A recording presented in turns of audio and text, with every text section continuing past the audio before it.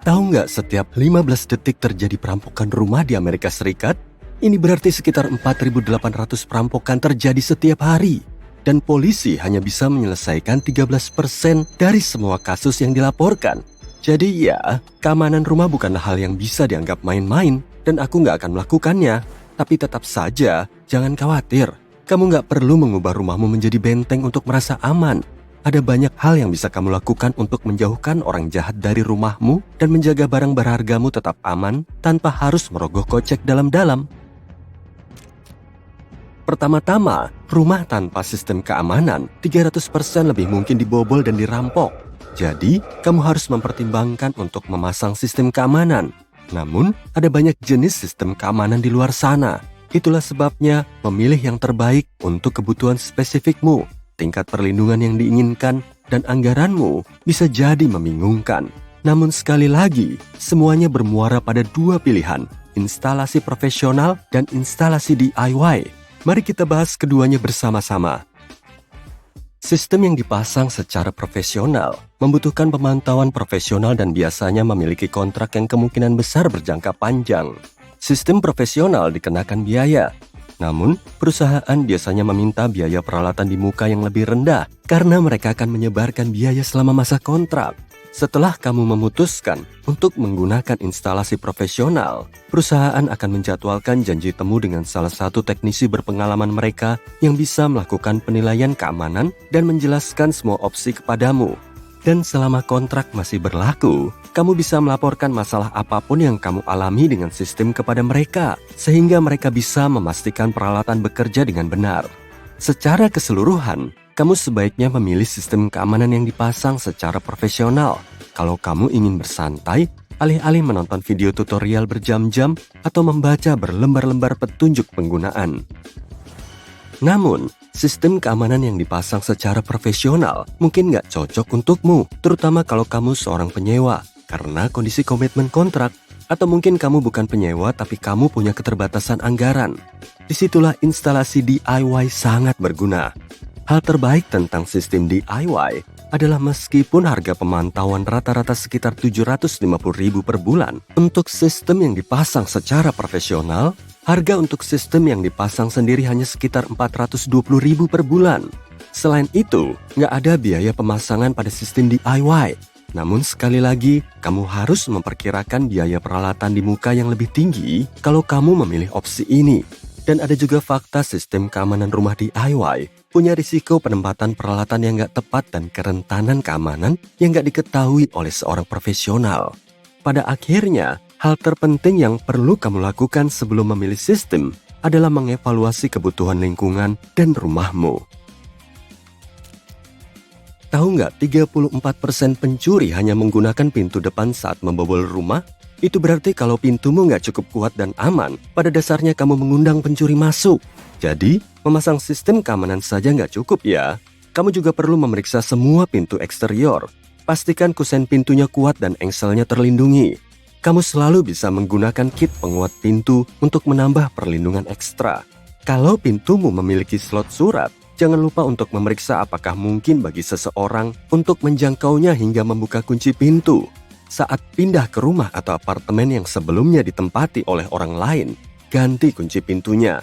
Ini adalah cara termudah untuk memastikan gak ada orang asing yang bisa masuk ke rumahmu dengan menggunakan kunci. Salah satu cara lain untuk meningkatkan keamanan pintu adalah dengan menggunakan kamera bel nirkabel, yang dari Amazon ini sangat mudah digunakan. Kamera ini 100% nirkabel. Kamera ini punya baterai isi ulang built-in yang bisa bertahan 1-2 bulan. Jadi, kamu nggak perlu mengisi daya terlalu sering. Kamu bisa melacak kondisi baterai dari aplikasi ponsel. Kamera ini juga punya teknologi pendeteksi gerakan dan penglihatan malam super. Dan kamu nggak perlu khawatir dengan kondisi cuaca karena kamera ini juga tahan air. Oh iya, jangan lupakan pintu kaca geser. Kamu bisa menggunakan palang jendela atau batang kayu di lintasannya agar nggak bisa dibuka secara paksa. Atau, kamu bisa menambahkan sensor pintu atau sensor pemecah kaca untuk memberitahu kalau ada orang yang merusaknya. Sekarang, mari masuk ke dasar-dasar keamanan rumah. Persentase pencuri yang masuk ke rumah melalui jendela mencapai 23%. Alasan utamanya karena sebagian besar orang lupa mengunci jendela mereka. Sekali lagi, pencuri selalu bisa memecahkan kaca. Kalau nggak mau hal itu terjadi, kamu bisa mencoba memperkuat kaca dengan kaca film, menambahkan palang jendela, atau memasang sensor jendela. Kalau semua itu nggak memungkinkan, kamu juga bisa menanam semak berduri di bawah jendela lantai pertama untuk mencegah pencuri memilih rumahmu sebagai sasaran pembobolan. Apa perbedaan antara aktor dan pencuri? Pencuri nggak suka menjadi sorotan. Itulah sebabnya memiliki pencahayaan luar ruangan akan menguntungkan. Lampu harus ditempatkan di sekitar halaman depan dan belakang, di sepanjang jalan setapak, dan di dekat garasi. Untuk membuat lampu keamanan luar ruangan lebih efektif, kamu bisa menggunakan lampu yang diaktifkan dengan gerakan. Contohnya yang satu ini. Lampu ini bertenaga surya, jadi ini akan membantumu menghemat energi. Namun bukan berarti kamu nggak akan mendapatkan cahaya saat awan menutupi langit. Lampu ini bisa menyala 4-5 malam pada hari hujan. Jangan biarkan pencuri bermain petak umpet. Meskipun pepohonan dan semak-semak bisa membuat rumah terlihat lebih indah, itu juga bisa menjadi tempat persembunyian yang nyaman bagi pencuri. Itulah sebabnya kamu harus memangkas pohon dan tanaman, setidaknya yang dekat dengan rumah yang bisa digunakan untuk berlindung. Pilihlah bunga dan semak-semak yang lebih kecil agar pencuri nggak punya tempat persembunyian untuk menunggumu meninggalkan rumah. Hal yang sama berlaku untuk gerbang, gudang, atau bangunan luar ruangan lain yang kamu miliki. Pastikan tempat-tempat tersebut terkunci. Pencuri juga bisa menggunakan bangku dan tangga untuk memanjat masuk dari jendela. Jadi, jangan menggoda mereka dengan meninggalkannya di luar. Yang satu ini nggak perlu dikatakan lagi, tapi aku akan tetap mengatakannya, kunci garasimu. Meskipun nggak ada akses masuk ke rumahmu dari sana, kemungkinan besar kamu masih punya banyak barang berharga yang tersimpan di sana, yang mungkin akan menarik perhatian pencuri. Sebaiknya simpan kunci pintu garasimu di dalam rumah, alih-alih meninggalkannya di dalam mobil. Dengan cara ini, kamu akan mencegah pencuri mengambilnya dengan mudah. Kalau kamu menggunakan kode keamanan untuk membuka pintu garasi, jagalah kerahasiaannya dan janganlah memasukkan kode di depan orang lain, termasuk tetangga. Beberapa tetangga, ya, kamu nggak akan tahu kan? Memasang alarm jalan masuk juga akan membantu mengamankan garasi. Saat ini, bukan hanya pencuri, tapi perompak teras alias pencuri paket juga merupakan masalah besar. Tahun lalu, hampir 1 dari 7 orang Amerika menjadi korban mereka.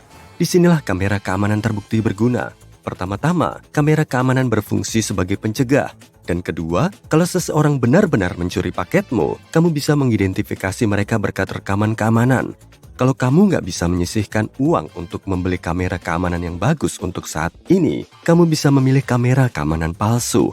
Harganya jauh lebih murah dan akan membantu membuat rumahmu terlihat lebih aman daripada yang sebenarnya. Kamera yang satu ini layak dipertimbangkan nih kalau kamu sedang mencari di pasaran. Kamera ini punya lampu berkedip yang membuatnya terlihat serealistis mungkin. Terakhir, punya brankas.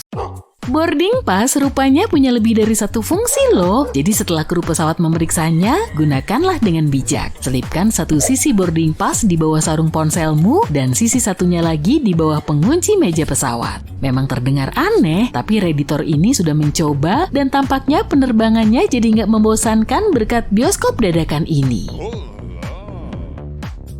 Kamu pernah belanja begitu banyak barang sampai kesusahan untuk membawanya? Lain kali kalau pergi ke supermarket lagi, pastikan kamu membawa carabiner. Alat kecil ini akan meringkas bawaanmu, jadi kamu nggak butuh bantuan ekstra untuk membawa semua barang yang kamu beli saat ada diskon besar-besaran. Gantungin aja semua kantong plastik pada carabiner, agar lebih nyaman dipegang, kusarankan untuk membalut carabiner dengan kain. Apa kamu seorang atlet yang tekun? Yang satu ini cocok untukmu. Kalau kantongmu nggak dilengkapi resleting atau kancing, tapi kamu nggak mau kehilangan kunci, uang receh, atau apapun yang kamu simpan di kantong saat berlari, kamu butuh karet gelang. Ikat saja saku dari dalam seperti yang dilakukan oleh Redditor ini. Ini juga solusi bagus untuk mencegah pencopetan dan mengatasi rasa khawatir akan kehilangan. Ada satu lagi trik olahraga nih. Terkadang kaos kaki memiliki jahitan di bagian dalam yang bisa membuat kaki lecet saat berlari. Jangan dibuang atau beli yang baru ya. Pakai saja kaos kaki yang ada dengan cara dibalik. Redditor ini memang jenius.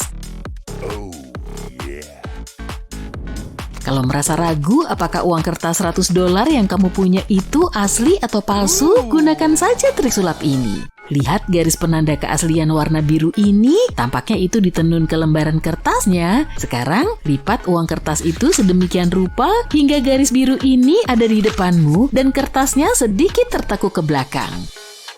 Ambil jarum dan coba selipkan tepat di bawah lipatan. Kalau uang kertas itu asli, kamu akan melihat ada celah pada lembarannya. Faktanya, uang palsu biasanya nggak memiliki fitur ini karena seringkali bahannya bukan dari kertas yang berlapis-lapis.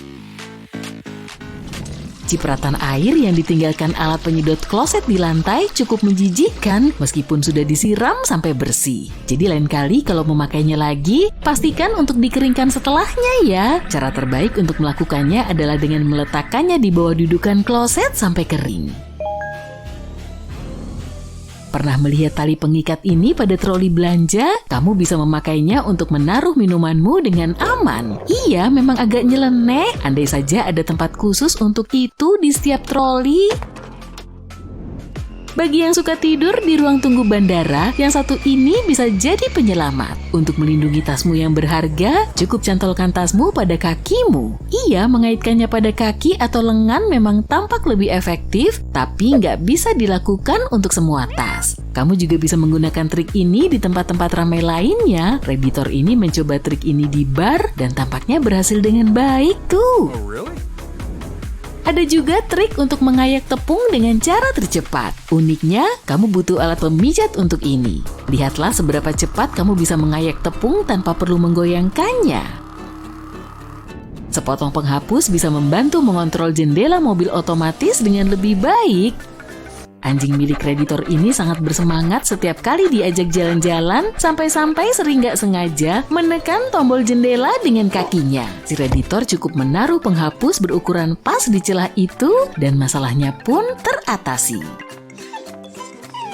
Bayangin nih, tenggorokanmu sakit. Kamu berobat ke dokter dan dokter meresepkan obat semprot tenggorokan yang manjur. Cuma satu aja kekurangannya, kamu nggak tahan dengan rasanya. Ini bukan masalah besar dan cotton bud bisa membantu mengatasinya. Cukup oleskan langsung cairannya ke tenggorokan agar nggak mengenai lidahmu. Nggak semua orang menyukai kopi hitam tanpa campuran. Kalau kamu tiba-tiba kehabisan susu atau creamer, ada trik yang bisa membantu. Tambahkan saja es krim ke dalam minumanmu, ini akan mengurangi rasa asli kopinya. Beberapa lilin cenderung membentuk lubang yang dalam, semakin sering digunakan, semakin besar lubangnya, dan pada akhirnya sumbu lilin akan habis, sementara lilinnya masih banyak tersisa. Untuk mencegahnya, kamu bisa membuatkan topi khusus untuk lilin dari aluminium foil. Setelah menyalakan lilin dan memasang topinya, panasnya akan menyebar rata dan melelehkan semua lilin. Celah-celah di antara papan list ini bisa sangat mengganggu dan merusak keseluruhan tampilan ruangan. Kamu bisa menutupi celah ini dengan kapur seperti yang dilakukan Redditor ini. Kamu punya set peralatan makan cantik peninggalan nenek buyutmu, tapi warnanya memudar seiring waktu dan gak bisa diatasi dengan sabun pencuci piring. Air panas, soda kue, garam, dan aluminium foil bisa mengatasinya. Campurkan semuanya dalam satu wadah dan ingat bahwa lembaran aluminium foil harus terendam dalam air. Kemudian ambil alat makan itu dan celupkan ke dalam campuran tersebut. Hasilnya langsung terlihat. Nih, lihat aja punya Redditor ini. Lakban bisa membantumu merapikan parket tanpa merusaknya. Kalau ada celah dan kamu harus menggeser ubin parket, ambillah lakban, tempelkan pada ubin, lalu tarik. Ubin akan bergeser ke tempat yang seharusnya. Agar karet pengisap bisa menempel dengan kuat, oleskan sedikit Vaseline. Dengan cara ini, pengisap akan melekat lebih kuat dan saat kendor lagi, cukup oleskan Vaseline kembali. Spatula nggak hanya berguna di dapur loh, tapi juga di kamar tidur. Saat mengganti spray, gunakan spatula untuk menyelipkannya di antara tempat tidur dan kasur. TikToker ini selalu menerapkan trik ini untuk merapikan tempat tidur agar hasilnya sama seperti di kamar-kamar hotel. Beberapa orang suka mengoleksi bola bisbol, tapi sulit untuk memajangnya di rak karena bola-bola itu mudah menggelinding. Kamu bisa menggunakan tutup botol sebagai tempat bola bisbol seperti yang dilakukan oleh Redditor ini. Kalau nggak suka desain tutupnya, berkreasilah dengan mengecatnya. Sup tomat dan makanan kaleng lainnya memang kurang praktis. Terkadang kita hanya butuh sebagian dari isi kaleng tersebut, tapi sisanya sulit untuk disimpan kembali setelah tutup kaleng dibuka. Stopless Nutella menjadi penyelamat untuk kasus-kasus seperti ini karena tutupnya sangat pas dengan kaleng. Pernah melihat sisa-sisa lengket yang menumpuk di bagian dasar cup deterjen? Yang satu ini bisa sangat sulit dibersihkan nih. Jadi lain kali saat mencuci pakaian, masukkan saja sekalian ke dalam cucian. Sebenarnya kamu bisa memasukkan cup deterjen ke dalam mesin cuci setiap kali kamu menggunakannya. Dengan cara ini nggak akan ada residu yang menumpuk dan cupnya akan selalu bersih. Bayangkan kamu punya 2 magnet hard disk dan sekantong keripik. Apakah benda-benda ini berhubungan?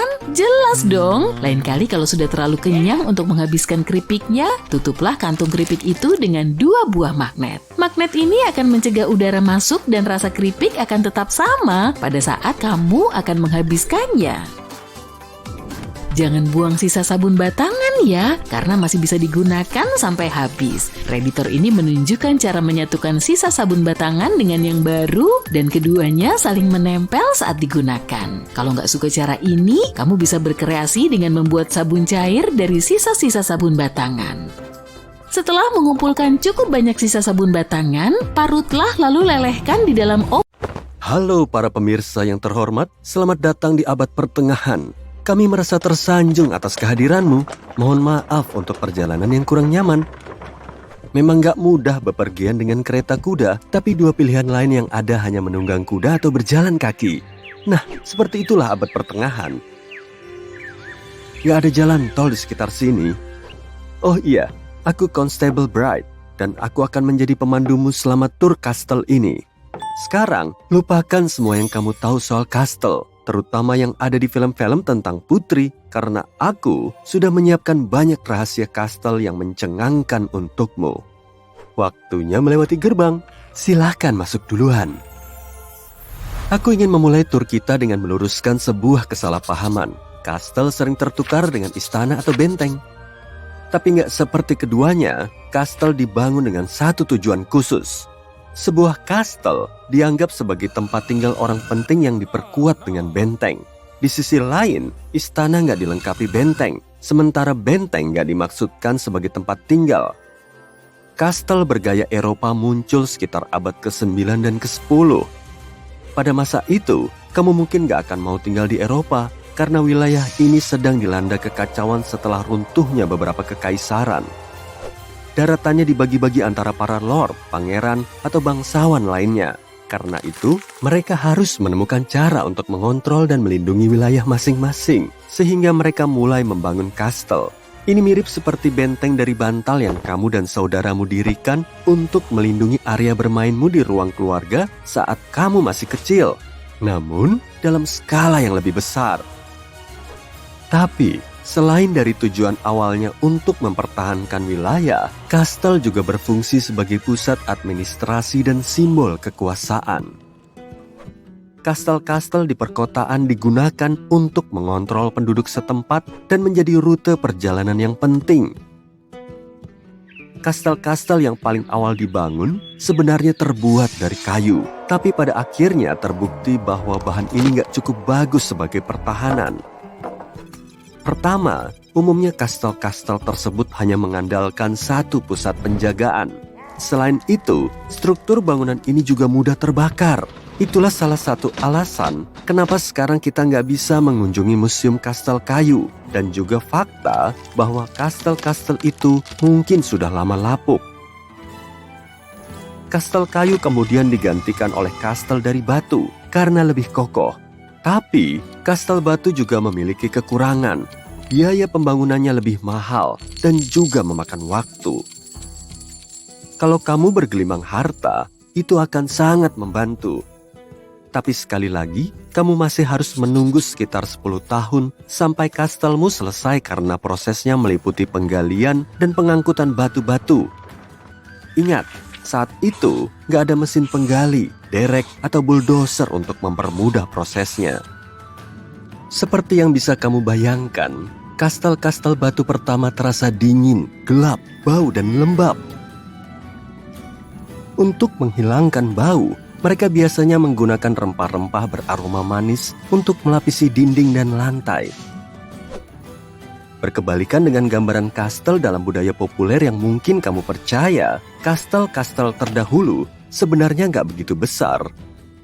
Banyak di antaranya hanya terdiri dari satu menara pengawas dan memiliki satu kamar atau 2 kamar jika pemiliknya ingin yang lebih mewah dan punya cukup dana.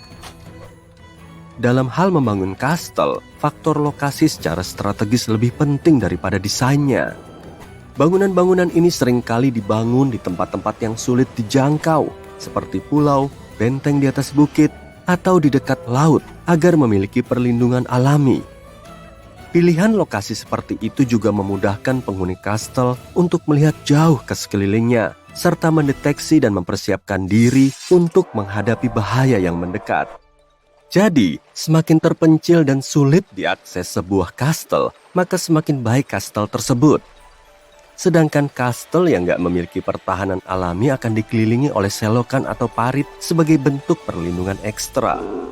Dalam kasus semacam itu, akses masuk ke kastel akan disediakan melalui jembatan gantung. Tapi selain letaknya yang sebisa mungkin harus terpencil, kastel juga harus terletak di dekat sumber-sumber yang penting bagi kelangsungan hidup, seperti kincir air, tanah subur, atau sumber air tawar. Sekarang, mari kita bahas tentang gerbang dan dinding batu bagian luarnya sejenak sebelum masuk. Kamu mungkin berpikir bahwa ruang penjagaan utama adalah bagian terpenting dari struktur kastel. Tapi sebenarnya, pintu gerbanglah yang harus dilindungi dengan cara apapun. Karena itu juga merupakan bagian terlemah yang memberikan akses langsung ke halaman. Itulah sebabnya, gerbang harus dibuat sekecil mungkin untuk mencegah pengunjung yang nggak diinginkan. Jadi, gerbang besar yang kamu lihat di film-film fantasi sebenarnya nggak realistis dan nggak praktis karena pada kenyataannya, gerbang tersebut akan membuat kastel lebih sulit untuk dipertahankan. Terkait menara-menara yang kamu lihat di setiap sisi dinding kastel, pembaruan desain terbukti diperlukan seiring waktu. Seperti yang diketahui, kastel-kastel terdahulu memiliki menara berbentuk persegi, tapi itu cukup mudah untuk dihancurkan. Hanya perlu menggali terowongan di bawah sudutnya dan kastel itu akan runtuh. Itulah kenapa para pembangun kastel beralih ke menara berbentuk lingkaran. Sekarang saatnya kita masuk ke dalam ruang penjagaan yang merupakan bangunan utama di dalam kastel. Disinilah orang-orang penting tinggal, seperti para lord dan lady, serta para tamu, perwakilan, dan terkadang bahkan para pelayan mereka. Sang tuan dan nyonya rumah akan tidur di kamar mereka jika mereka termasuk bangsawan kaya yang memiliki lebih dari satu kamar di kastelnya. Sementara itu, yang lainnya tidur di aula besar yang juga digunakan sebagai area makan. Lucunya, kastel biasanya nggak memiliki ruang bawah tanah. Setidaknya nggak seperti yang kamu bayangkan. Kata bahasa Inggris dungeon sebenarnya berasal dari kata donjon dalam bahasa Prancis yang berarti tempat penyimpanan. Jadi, pada kenyataannya, alih-alih menjadi penjara, ruang bawah tanah berfungsi sebagai tempat terakhir bagi penghuni kastel untuk berlindung jika pertahanan luar lainnya runtuh saat menghadapi ancaman.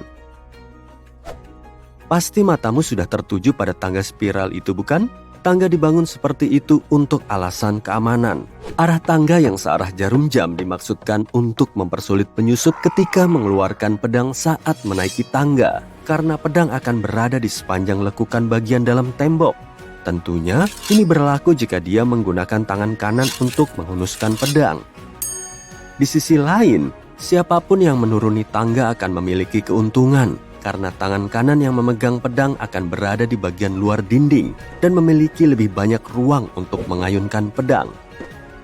Naik searah jarum jam juga berarti bahwa penyusup akan mengekspos lebih banyak bagian tubuhnya untuk mengambil. Satelit elektronik tiba-tiba jadi tak terkendali. Terjadi lonjakan tegangan di seluruh dunia. Di beberapa tempat terjadi pemadaman total.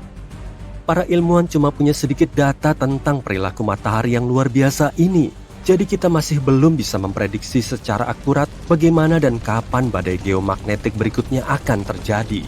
Peristiwa badai geomagnetik pernah terjadi pada bulan Juli 2012. Tapi untungnya badai ini tidak mengenai kita. Tapi cuma meleset 9 hari saja loh. Untuk memberi gambaran sekilas soal apa yang hampir terjadi, aku perlu menjelaskan beberapa hal mendasar tentang astronomi. Badai matahari adalah serangkaian efek yang kita rasakan di bumi setelah peristiwa tertentu terjadi di matahari.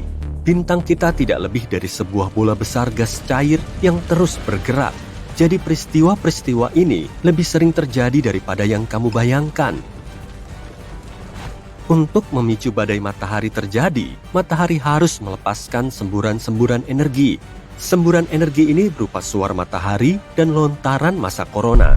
Kedua fenomena ini mengirimkan muatan listrik dan gelombang medan magnet ke arah bumi dengan kecepatan yang sangat tinggi, yaitu sekitar 4,8 juta kilometer per jam. Saat badai matahari ini mencapai bumi, kita bisa melihat aurora borealis di lokasi-lokasi yang dekat dengan lingkar Arktik. Badai ini juga bisa mengacaukan satelit atau jenis komunikasi elektronik lainnya. Beberapa badai matahari bisa berbahaya. Pada tahun 2012, kita nyaris terkena badai matahari yang sangat dahsyat dan bisa berakibat serius. Berdasarkan penelitian yang dilakukan oleh para astronom, badai ini merupakan badai paling kuat dalam 150 tahun terakhir. Tapi bagaimana cara kita berhasil lolos dari ancaman itu? Apakah kita turut andil atau hanya kebetulan belaka? Yang kita tahu, salah satu lontaran massa korona itu menghantam orbit bumi pada akhir Juli 2012. Planet kita sudah meninggalkan lokasi tersebut karena terus melaju di lintasan seperti yang seharusnya untuk mengelilingi matahari. Jadi, mungkin sekarang kamu bertanya-tanya, gimana kalau badai matahari menghantam kita? Ternyata, badai matahari dahsyat ini berbahaya bagi segala macam perangkat teknologi. Mengingat kita sekarang dikelilingi benda-benda elektrik, mulai dari ponsel hingga mobil, coba bayangkan apa yang akan terjadi jika semua benda itu berhenti berfungsi secara tiba-tiba. Begini cara kerjanya. Badai matahari dimulai dengan ledakan atau suar matahari. Lalu, sinar X dan radiasi UV bergerak ke bumi dengan kecepatan cahaya. Apa saja efek sampingnya? Nah, efek sampingnya bisa berupa pemadaman radio dan gangguan navigasi GPS. Efeknya bisa berlanjut, dan setelah beberapa menit atau bahkan beberapa jam kemudian, partikel-partikel energetik mencapai atmosfer kita. Partikel-partikel ini bergerak sedikit lebih lambat daripada kecepatan cahaya, tapi bisa menyetrum satelit bumi dan merusak komponen-komponennya. Terakhir, sekitar 1 hari kemudian, awan plasma magnetik juga mencapai kita. Awan ini bisa menyebabkan pemadaman listrik besar-besaran, kurang lebihnya melumpuhkan segala sesuatu yang membutuhkan aliran listrik. Kita bahkan mungkin tidak bisa menyiram toilet, karena saat ini, sebagian besar pasokan air di kota-kota menggunakan pompa listrik. Efek dari badai geomagnetik ini akan berbeda di seluruh dunia. Badai matahari memang tidak biasa, tapi kenapa dampaknya lebih besar di beberapa lokasi di bumi dibanding lainnya? Berdasarkan penelitian terbaru, ini banyak dipengaruhi oleh geologi. Ayo kita sedikit mundur ke belakang untuk memahami gambaran yang lebih besar. Pasang sabuk pengamanmu, karena kita akan melakukan perjalanan dengan mesin waktu. Kembali ke masa saat bulan belum ada. 4,6 miliar tahun lalu, tata surya kita tampak jauh berbeda dari sekarang. Pokoknya beda banget. Ratusan planet baru mulai terbentuk di sekeliling matahari. Planet-planet seperti Bumi, Venus, atau Mars masih terombang-ambing di alam semesta. Pada tahun 1970-an, seorang astronom bernama Donald R. Davis mengembangkan teori yang menyatakan bahwa bulan terlahir ketika planet lain menabrak bumi yang baru terbentuk sekitar 4,5 miliar tahun lalu. Dia juga mengatakan bahwa planet itu mungkin seukuran Mars dan kemudian menamai planet ini Theia. Sulit untuk membayangkan seperti apa tabrakan tersebut, bahkan dengan peralatan yang kita miliki sekarang. Para astronom mengusulkan hipotesis tubrukan besar untuk mencoba memecahkan misteri ini. Setelah menabrak planet kita, lapisan batuan terluar di bumi dan Theia terlempar ke dalam lingkaran materi kosmik. Dari puing-puing ini, lahirlah apa yang sekarang kita kenal sebagai bulan. Inti bumi rupanya telah melahap inti besi Theia, kalau memang ada. Planet kita pun menempati posisinya yang sekarang. Dengan demikian, bumi menjadi lebih rentan terhadap badai geomagnetik. Dulu, hanya ada sedikit atau bahkan tidak ada informasi tentang apa yang mungkin terjadi pada Theia, selain bahwa planet ini yang memberi satu-satunya satelit kita. Butuh waktu beberapa tahun bagi para ilmuwan untuk menemukan gagasan baru yang menarik yang mengubah apa yang kita ketahui tentang bumi. Apa yang tersisa dari Theia bersembunyi di bawah dua lapisan batuan seukuran benua di dalam planet kita. Teori ini juga jadi satu-satunya penjelasan kenapa bulan sangat kering dan tidak punya inti besi. Tapi, kenapa geologi sangat penting saat menyangkut badai geomagnetik? Itu karena data terbaru menunjukkan bahwa jenis batuan di bawah tempatmu berpijak bisa mempengaruhi seberapa baik kotamu beradaptasi setelah terjadi badai geomagnetik yang dahsyat.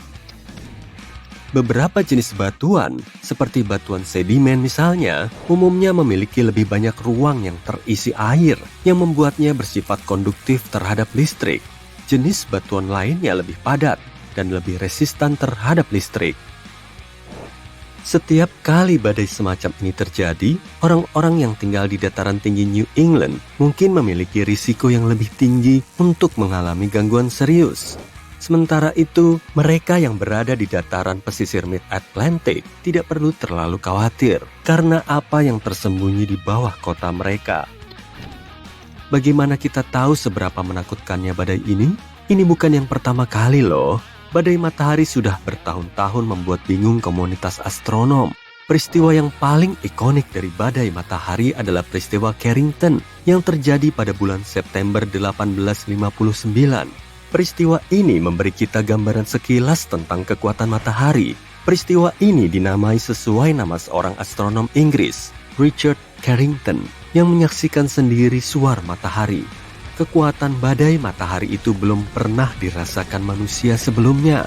Badai geomagnetik yang kuat itu menyebabkan cahaya utara terlihat jauh di selatan hingga Hawaii. Pada pagi hari tanggal 1 September 1859, Richard Carrington masuk ke observatorium pribadinya yang terletak di luar kota London. Ia membuka kubah observatorium untuk melihat pemandangan langit secara menyeluruh dan mengarahkan teleskopnya menghadap matahari.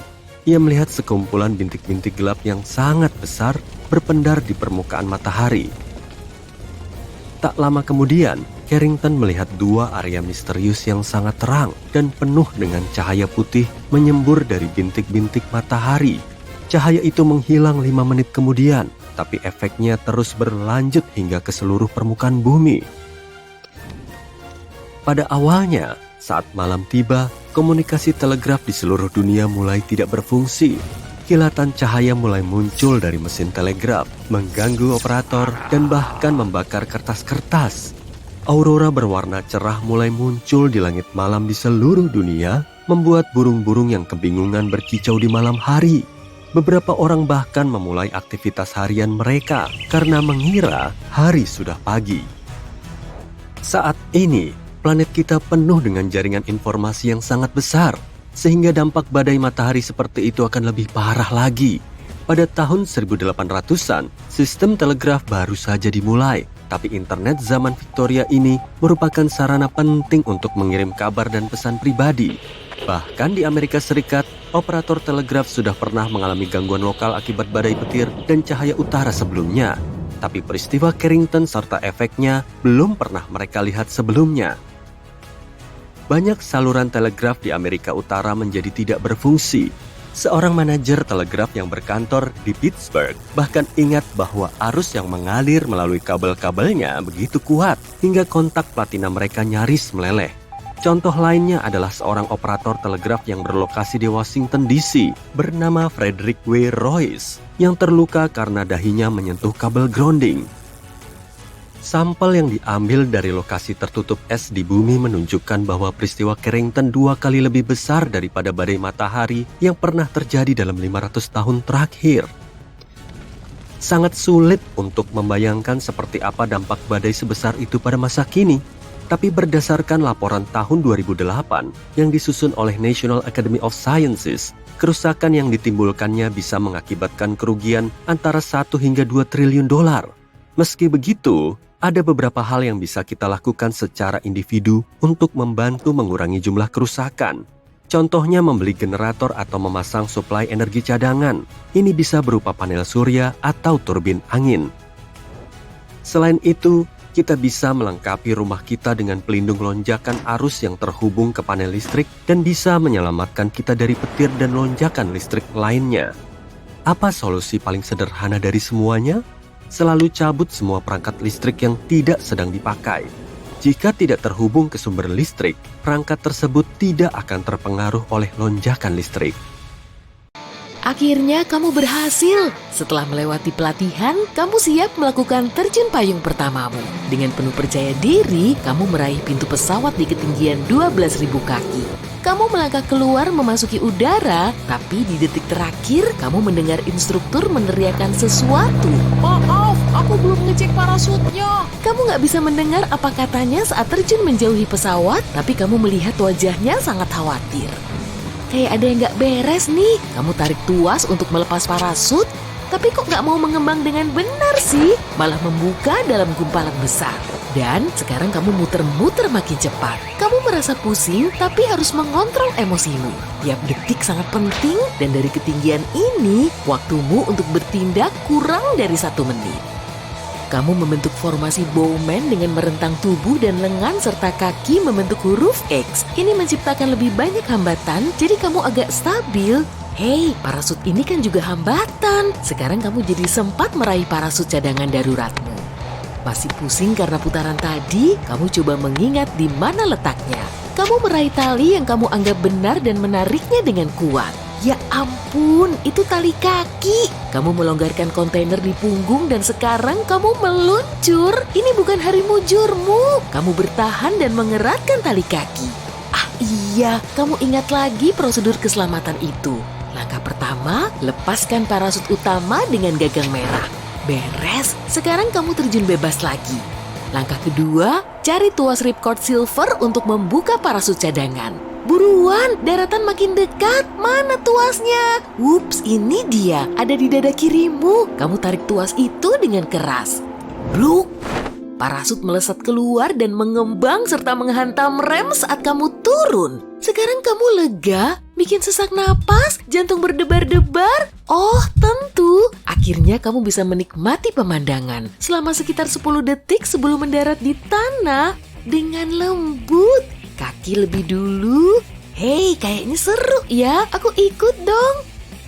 Di hari lain, seperti biasanya, alih-alih lewat tangga, kamu memakai lift. Peluang lift jatuh adalah 1:10 juta. Kamu lebih mungkin disambar petir 10 kali lebih sering. Tapi hari ini, kamu di dalam lift sial itu. Saat kamu bergerak turun dari lantai 5, sistem katrolnya gagal, sebuah kabel putus dan lift mulai jatuh. Kamu cepat-cepat berbaring telentang dengan satu lengan melingkari kepala untuk melindunginya dari benturan dan lengan yang lain di depan wajahmu untuk melindungimu dari benda yang mungkin jatuh menimpa. Kamu meluruskan kaki, dalam beberapa detik saja kamu siap menghadapi benturan. Lift jatuh dan puing-puing dari atas runtuh di sekitarmu. Bagus sekali, kamu berhasil mencegah cedera. Tapi, apa benturan mungkin dihindari dengan melompat? Coba pikir dulu, kalau kamu melompat terlalu awal, benturanmu akan lebih parah karena kecepatanmu akan bertambah ketika turun.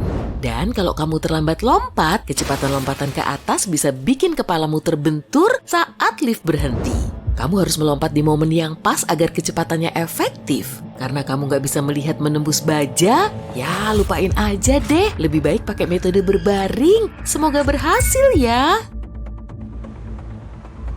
Kamu berkendara santai ke tempat kerja, melewati jembatan yang sama seperti hari-hari lain. Hari ini lalu lintas lebih padat dari biasanya dan kamu terjebak kemacetan. Jembatan mulai berderit. Sayangnya, jembatan yang salah struktur kemungkinan bisa runtuh karena kelebihan beban. Dan di sanalah kamu berada. Ketika jembatan runtuh ke sungai, mobilmu terapung di atas air. Air pelan-pelan naik di sekitarmu saat mobil mulai tenggelam. Kamu mencoba tetap tenang dan menarik napas dalam. Kamu punya waktu 2 menit sebelum mobilmu tenggelam seluruhnya. Kamu harus bertindak cepat dan menurunkan kaca jendela. Saat melepas sabuk pengaman, kamu melihat air sudah naik ke atas jendela. Kamu mencoba turunkan kaca jendela, tapi macet karena tekanan. Kamu telah kehilangan kesempatan. Kamu tenggelam lebih dalam dan berpikir untuk membuka lagi pintu mobil. Lebih baik jangan. Ini bisa bikin kendaraanmu tenggelam makin cepat. Selain itu, akan lebih berbahaya untuk keluar. Mobil menghantam dasar sungai dan air perlahan-lahan masuk. Kamu mencoba membuka pintu, tapi tekanan begitu kuat. Pintu nggak bisa bergerak. Kamu memikirkan air yang masuk. Mungkin kalau kamu tunggu sampai air di dalam cukup banyak, tekanannya bisa diatur. Jadi, pintu bisa dibuka. Tapi dengan terbatasnya udara yang tersisa dan pintu yang masih nggak mau membuka, risikonya terlalu tinggi. Satu-satunya pilihanmu adalah memecahkan jendela. Kamu melakukannya dengan mudah karena tekanan air dan air mengalir masuk dengan cepat. Kamu menarik napas dalam untuk terakhir kalinya sambil berpegangan di bingkai jendela. Mobil terisi air dengan cepat dan tiba-tiba daya isap berhenti. Kamu menarik diri lewat jendela dan menaruh kakimu di atas mobil, mendorong naik dan berenang ke permukaan. Yeay, lain kali aku nggak usah nebeng deh sama kamu. Next, kamu lagi hiking di hutan dan nemu tempat sempurna untuk melihat matahari terbenam. Kamu memfotonya dan hasilnya bagus. Tapi tunggu, jalan kembali ke kemah ke arah mana ya? Hari makin gelap dan kamu nggak tahu gimana bisa sampai ke sini. Kamu cek ponselmu, di ponselmu ada peta, jadi kamu bakalan aman ya kan? Tapi kamu terlalu banyak memfoto alam sampai baterai ponselmu habis tuh. Kamu bisa bertahan sampai 3 jam tanpa tempat berteduh dalam cuaca buruk. Kamu bisa bertahan 3 hari tanpa minum dan sampai 3 minggu tanpa makanan. Kamu harus menyusun tindakan selanjutnya berdasarkan skala prioritas. Kamu menyandarkan tongkat besar ke pohon untuk menyangga atap. Lalu, kamu membangun 2 dinding di sisi-sisinya menjadi rangka yang kuat. Di hutan ada banyak daun dan kamu menutup atap dengan tumpukan daun untuk isolasi dan perlindungan. Di dalam, kamu bikin kasur daun yang bagus, kamu masuk dan menunggu sampai pagi, berharap bisa tidur dengan nyenyak. Kamu nggak bisa tidur nyenyak, tapi nggak bisa juga ninggalin ulasan di aplikasi pemesanan. Tugas berikutnya mencari air. Kamu ikuti tanah terbuka yang menurun, dan akhirnya menemukan anak sungai. Air bersih, cek, dan kamu terus berjalan mengikuti aliran anak sungai, berharap akan membawamu ke sungai besar. Kemungkinan kamu akan menemukan orang dan tanda-tanda peradaban di sepanjang sungai besar. Berjam-jam berlalu dan perutmu mulai keroncongan. Kamu melihat sekeliling mencari makanan. Ada buah beri dan jamur, tapi kamu gak familiar. Lebih baik jangan dimakan kalau kamu gak yakin beracun atau enggak ya. Kamu ngecek di balik batang dan cabang kayu tua untuk mencari serangga. Ada beberapa ulat Hongkong yang bisa dimakan mentah. Beberapa serangga kalau dimasak bisa menjadi sumber utama zat besi, protein, dan vitamin B12. Kamu melihat ulat itu dan nafsu makanmu langsung hilang. Enggak dulu deh. Akhirnya anak sungai itu terhubung ke sungai besar dan di depannya ada jembatan. Jembatan yang masih berfungsi pula. Perjuanganmu berakhir, kamu buang serangga itu dan memulai petualangan baru. Mencari rumah makan. Yah, aku juga nggak mau deh kemah bareng kamu. Kamu lagi jalan di sebuah ladang, angin makin kencang, dan gak jauh dari sana, sebuah tornado terbentuk. Kamu mulai lari menjauh, tapi gak berhasil sebab kecepatan tornado bisa sampai 96 km per jam. Yang bikin kamu khawatir bukan tornadonya, tapi pepohonan dan bangunan yang terbawa pusaran angin itu yang bikin semuanya menjadi berbahaya.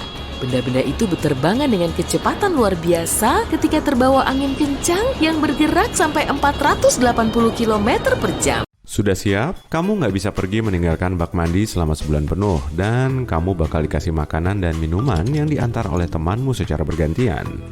Kamu bisa menyesuaikan suhu air kapanpun kamu mau, sehingga airnya nggak terlalu dingin. Kamu pun makin bersemangat dan yakin bakal dapat banyak uang. Kira-kira beberapa juta rupiah, kalau kamu bisa bertahan sebulan penuh. Tantangan ini kamu bikin sama teman-temanmu beberapa waktu lalu. Dari desa nelayan sederhana, tempat kamu meluangkan waktu bersama teman-temanmu di sebuah kedai. Kamu nggak nyangka percakapan simpel kalian bakal berujung ke sini. Awalnya, kalian membahas evolusi manusia, dan obrolan tadi fokus pada kemungkinan manusia bisa berevolusi menjadi mamalia air, alias menjadi manusia duyung. Semua faktanya ada dalam evolusi, ucapmu pada teman-temanmu. Mereka kurang yakin meski kamu udah ngasih contoh, kayak jari-jari kita yang mengkerut pas terlalu lama di dalam air. Itu adalah sifat evolusi yang manusia dapatkan untuk memastikan genggaman kita cukup kuat saat menangkap ikan menggunakan tangan di dalam air. Tentu saja teman-temanmu nggak paham kalau ini ada hubungannya dengan kemungkinan evolusi menjadi manusia duyung. Kamu ngerasa wajib ngebuktiin kalau mereka semua salah. Sementara teman-temanmu melanjutkan obrolan dan berpaling dari evolusi akuatik, kamu berpikir keras, gimana caranya ngebuktiin kalau mereka salah? Lalu ide ini datang. Kamu berdiri dengan jari menunjuk ke atas dan bilang, aku yakin bisa tinggal di bak mandi selama sebulan penuh. Dan disinilah kamu sekarang, mengikuti tantangan yang awalnya kamu ragukan. Tahu tentang evolusi manusia tertentu menghidupkan kembali kepercayaan dan pemahaman dalam dirimu bahwa ada sejumlah contoh dalam sejarah manusia yang menunjukkan bahwa manusia telah beradaptasi secara alami untuk hidup dengan kehidupan berbasis laut. Jadi, kamu yakin akan memenangkan tantangan ini? Misalnya, orang laut di Asia Tenggara sudah menangkap ikan selama 1000 tahun dengan cara unik mereka sendiri. Menyelam jauh ke dalam air untuk menangkap ikan hanya dengan dipersenjatai tombak. Tubuh pengembara laut ini telah beradaptasi tumbuh lebih besar selama berabad-abad. Ini memungkinkan lebih banyak sel oksigen dipompa lewat organ vital dan lebih banyak oksigen disimpan untuk penyelaman di laut dalam. Pemahaman ini membuatmu yakin di hari pertama tantangan. Selama beberapa jam pertama, kamu tampak baik-baik saja. Bahkan, kamu merasa tantangan ini mudah dan sempat bercanda sepanjang hari. Menyombong diri dengan bilang ini adalah tantangan termudah yang pasti kamu menangkan. Dan apa saja yang akan kamu beli kalau menang nanti. Kamu tidur nyenyak sepanjang malam pertama, tapi kamu nggak tahu bahwa kulitmu menyerap air di bak mandi saat tidur. Dengan tiap jam berlalu, lebih banyak air masuk ke kulitmu. Di antara dua lapisan kulit ini, gelembung air terbentuk, menciptakan gumpalan yang terlihat di lapisan luar kulitmu. Saat bangun keesokan harinya, kamu terkejut saat melihat perubahan kulitmu. Kamu melihat tanganmu. Semuanya putih, dengan kulit yang mengelupas. Dan lenganmu tertutup gumpalan cairan. Kamu pun terkejut. Kamu mendengar seseorang masuk ke kamar mandi dan kamu mencoba menenangkan diri. Kan ini baru hari pertama. Kamu cuma perlu menguatkan diri. Kamu harus menang tantangan ini. Bukan cuma demi uang, tapi juga demi memenangkan argumenmu. Temanmu memasuki kamar mandi dengan nampan makanan. Ekspresi wajah temanmu jadi pucat saat melihat benjolan di lenganmu. Karena khawatir, dia bertanya apa kamu baik-baik saja dan anehnya, kamu merasa baik-baik saja. Dan menjawab kamu cuma sedikit gatal. Kamu pun penasaran kenapa tidak sakit sama sekali. Padahal bentuk lenganmu begini.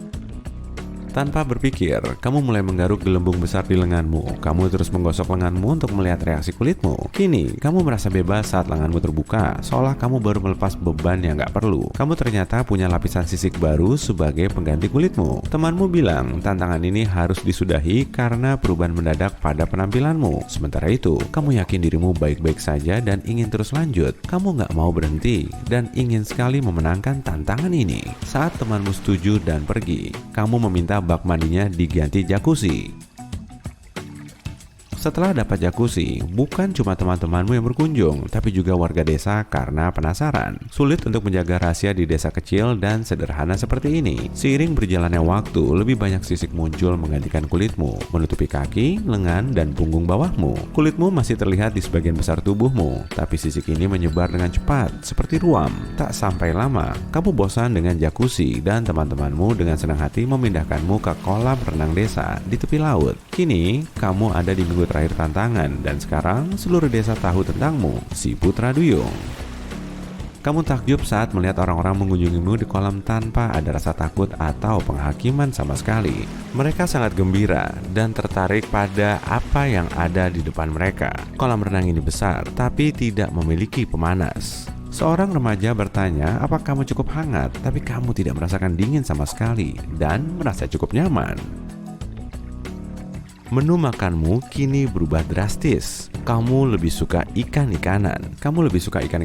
Selaput mulai tumbuh di antara jari tangan dan kakimu, dan celah kecil di kedua sisi tulang rusukmu terbuka, membentuk insang yang memungkinkanmu bernapas di bawah air. Sambil terus berevolusi, kamu terus berusaha meyakinkan diri bahwa ini cuma sementara dan yang paling penting adalah memenangkan tantangan ini. Kamu teringat hampir sebulan lalu saat kamu dan teman-temanmu memulai tantangan ini. Kamu juga teringat uang yang bakal kamu dapat. Semuanya pasti sepadan. Selain itu, kamu selalu bisa berevolusi ulang menjadi normal kembali. Semua ini kan cuma sementara. Hari terakhir tantangan akhirnya tiba. Pesta besar digelar untuk merayakan kemenanganmu. Seluruh desa hadir di perayaan itu. Ada band dan jamuan besar untuk semua orang. Kamu menikmati waktu bersama warga desa, tentu sambil tetap berada di dalam kolam. Para remaja melemparkan ikan kepadamu dan kamu menangkapnya menggunakan mulut sambil diselingi tawa. Kamu melompat ke udara, menampilkan trik warga desa yang selalu bertepuk tangan melihat trik darimu. Saat pesta berlanjut, kamu perlahan memisahkan diri dari perayaan, melihat dari dalam kolam sendirian. Kamu merasa lelah akan perayaan dan perhatian ini. Kamu melihat warga desa tertawa dan berpesta. Kamu merasa berbeda dari yang lain karena berenang sendirian di desa yang sederhana ini. Kamu tiba-tiba merasakan dorongan untuk pergi dan tidak lagi memedulikan perayaan tadi. Kamu tidak tertarik pada hadiah dari tantangan ini. Kamu pun tidak peduli meski sudah membuktikan semua orang salah. Kamu cuma ingin bebas. Kamu berenang ke tepi kolam. Di sana gelap, jadi tidak ada yang bisa melihat upayamu melarikan diri. Saat kamu menarik diri keluar, beban tubuhmu di luar air sangat berat, sementara kaki dan tanganmu sangat lemah, sehingga kamu ambruk dan harus merangkak sangat lambat ke pantai. Akhirnya, kamu berhasil mencapai tepi air yang dangkal dan pingsan saat sampai di air karena kehabisan napas. Gelombang kecil air asin yang kamu rasakan memercik di wajah, menyegarkanmu setelah perjalanan yang melelahkan. Setelah mengumpulkan cukup energi, kamu mulai berenang ke air yang lebih dalam. Dan seperti ikan di air, kamu berenang dengan mudah. Perasaan yang kamu miliki sekarang saat berenang di laut seperti kamu sudah dikurung sepanjang hidupmu. Kini, kamu akhirnya bebas. Perasaan gembira karena air dengan ruang tak terbatas tampak seperti surga bagimu. Saat kamu berenang lebih jauh ke laut, kamu tiba-tiba berhenti untuk melihat kembali ke desa sejenak. Kamu berhenti dan menatap kota yang dulunya hanya itu yang kamu tahu. Kamu mendengar sayup-sayup suara dari kejauhan, merenungkan kehidupan yang kamu punya di desa itu. Kamu tidak merasakan emosi apapun saat melihat ke belakang, tanpa penyesalan sama sekali. Kemudian, kamu menyelam ke dalam air, siap memulai hidup barumu di bawah laut. Kamu mulai terbang menjauhi orbit bumi dengan pesawat luar angkasa super canggih. Setelah mencapai jarak aman, kemudian, wus, pesawatmu langsung melesat keluar angkasa. Keren abis! Cahaya dari ribuan bintang berkelebat melewatimu. Dan cuma dalam hitungan menit, kamu telah sampai di seberang galaksi Bima Sakti. Perjalanan seperti ini sudah lazim dilakukan, dan kamu termasuk orang yang berhasil menjelajahi seantero galaksi. Tapi untuk sampai di sana, kamu harus menempuhnya selama 90 juta tahun. Gimana caranya ya? Sama kayak di game komputer, kita perlu 3 unit kapal induk yang bisa melaju sampai sengebut 499 km per detik. Masing-masing kapal punya 10 pad kolonisasi dan bisa melepas pad untuk diluncurkan ke planet tujuan. Ada juga 2 kapal cepat yang melaju 2 kali lebih ngebut, tapi cuma bisa ngebentuk koloni di satu planet. Tiap planet yang dikolonisasi bisa mengirimkan kapal baru dalam ekspedisinya. Jadi, manusia sudah bisa melintasi seluruh galaksi dalam waktu 90 juta tahun. Sebagian besar dari waktu ini dihabiskan untuk melewati antar bintang. Tapi, kendala utamanya ada pada kecepatan. Tahun 2021, kapal luar angkasa kita bisa terbang secepat 39.984 km per jam. Kalau bisa terbang sengebut ini, kita akan melintasi Amerika Serikat dari New York ke Los Angeles maksimal cuma selama 4 menit. Tapi tetap aja sih, perjalanan menuju Mars harus ditempuh selama 7 bulan. Bintang terdekat dari matahari kita yaitu Proxima Centauri berjarak 4,2 tahun cahaya. Sebagai materi tercepat di semesta ini, cahaya bergerak dari matahari ke Proxima Centauri selama 4,2 tahun. Sedangkan roket perlu terbang selama 73.000 tahun, jauh lebih lama dari peradaban manusia maju di muka bumi. Galaksi Bima Sakti berdiameter 105.000 tahun cahaya. Mau kita terbang sengebut cahaya pun, waktu tempuhnya akan sangat lama. Manusia kemudian mencari alternatif lain untuk piknik keluar angkasa. Kita lompat dikit ke masa depan yuk. Semisal nih, masalah tadi udah terpecahkan, maka kita akan bisa melesat dengan probe mikroskopis yang ditenagai oleh berkas sinar laser dari bumi. Kemudian, kecepatan probe kita jadi bertambah sampai 25% dari kecepatan cahaya. Itu pun masih sangat lambat. Kendalanya satu sih, nggak ada benda bermassa yang bisa melaju dengan kecepatan cahaya. Oke lah, berarti kita perlu ngebahas soal penelitian pendorong Alcubierre. Dengan metode ini, kita nggak pakai perpindahan dari titik A ke titik B, tapi jarak di kedua titik perlu didekatkan. Lihat kertas rimin ini baik-baik ya. Semisal kamu perlu pergi ke tempat tujuanmu dengan ngelewatin 3 kotak ini. Kamu nggak akan bergerak lurus dengan kecepatan tinggi, tapi perlu ngelipet kotaknya agar pesawatmu sampai di titik B. Setelah lipetannya dibuka lagi, luar angkasa kembali normal. Dan kamu sudah berpindah tempat tujuan tanpa perlu bergerak. Jadi, sederhananya begitu ya cara kerjanya. Pendorong Alcubierre ini akan memperpendek jarak di depan pesawat dan memperpanjang bagian di belakang ekornya. Menurut teori, pesawat luar angkasa pendorong Alcubierre memang bisa bergerak pada kecepatan berapapun, bahkan lebih ngebut dari kecepatan cahaya. Tapi jumlah energi yang diperlukan juga sangat besar, bahkan bisa setara dengan energi massa di seluruh Jupiter. Saat sebagian ilmuwan tengah mengupayakan perbaikan pada pendorong Alcubierre, sebagian lainnya justru mengamati objek paling misterius di alam semesta ini, alias lubang hitam. Objek super berat ini bisa menyedot dan memerangkap cahaya. Oke, kita analogikan ruang dan waktu kita sebagai trampolin lingkaran ya. Kalau kamu naruh bola basket di tengahnya, trampolin akan ngebentuk lekukan. Semua benda yang kamu taruh di bagian ini akan menggelinding di dekat bola basket. Begitulah cara kerja gravitasi. Tapi kalau kamu menggulirkan bola golf melewati bola basket, kemungkinan bola itu akan keluar dari lekukan trampolin. Ganti bolanya dengan bola bowling ya, pasti lekukan yang terbentuk akan lebih dalam. Tuh kan? Dan bola golf tadi pasti akan ikut masuk ke lekukan bersama bola bowling tanpa bisa keluar lagi. Begitulah cara kerja lubang hitam. Sebagian ilmuwan juga percaya di pusat lubang hitam kemungkinan ada lubang cacing. Lubang ini menjadi jalan pintas dari titik A ke titik B di alam semesta. Di kertas rimin tadi, kita nggak bergerak lurus, tapi cuma ngelipet kertasnya sehingga titik A berhimpitan dengan titik B. Kita lubangi titiknya ya, lalu bergerak ke titik B. Nah sekarang, coba deh buka lipetan kertasnya. Tuh kan, kamu langsung sampai ke titik tujuanmu. Menurut salah satu teori, pesawat luar angkasa akan terbang melewati lubang cacing kalau bisa menahan tekanan medan gravitasi di lubang hitam. Lubang cacing ini kemudian akan mengarahkannya ke suatu tempat, bisa menuju galaksi lain atau malah dunia paralel. Wah, percobaan kita telah berhasil. Nah, coba deh amati galaksi Bima Sakti kita ini. Dari sini, kita bisa terbang ke tempat lain. Tapi kita perlu nentuin tempat kolonisasi yang pas dulu. Di jagat raya, ada triliunan bintang yang masing-masing dikelilingi planet dan sebagian di antaranya bisa saja laik huni. Berarti kita perlu menyeleksi daftarnya kan? Cari dulu bintang yang masih relatif muda, kurang lebih mirip dengan matahari kita. Di dekat bintang ini, koloni manusia kemungkinan akan bisa bertahan lama. Setelah menua, bintang mulai membesar dan berubah warna menjadi merah. Di akhir masa hidupnya, bintang bisa menyedot semua planet di sekelilingnya, lalu menghasilkan ledakan kuat hingga cahayanya bisa terlihat dari jarak puluhan tahun cahaya. Selanjutnya, kandidat planet harus berada di zona laik huni dari bintang induknya. Jaraknya harus pas dan gak bisa terlalu jauh atau terlalu mepet. Dengan begini, suhunya juga akan sesuai. Airnya harus berwujud cair dan permukaan planetnya harus padat biar nantinya bisa kita tapaki dan tempati. Yang juga nggak kalah penting adalah ukuran planetnya. Kalau terlalu besar, gaya gravitasinya akan menekan kita sehingga kita akan sulit melompat, berjalan, dan mengangkat beban setelah lama terbiasa dengan gravitasi bumi.